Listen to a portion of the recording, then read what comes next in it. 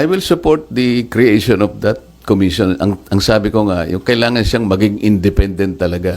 Kagaya ng ipinahayag ni Minority Leader Alan Cayetano, tama lang talaga na makita talagang independent sila para maging malinaw, katanggap-tanggap yung resulta ng kanilang investigation. Otherwise, malalagay na naman tayo dun sa kalagayan na ipagkikibit balikat lang sapagkat napolitika na naman tayo. Ang gusto ko lang sanang makita ninyo, lalo na kayong mga members ng media, kailangan mag-fit sila dun sa tinatawag na independent commission.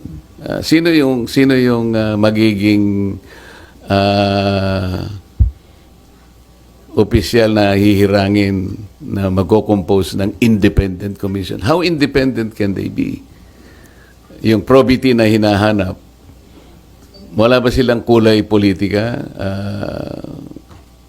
Sila ba ay magpapahayag na kahit kailan hindi sila tatakbo sa opisina ng pampolitika? Para sa ganon, ay yung gagawin nila ay talagang independent of anything.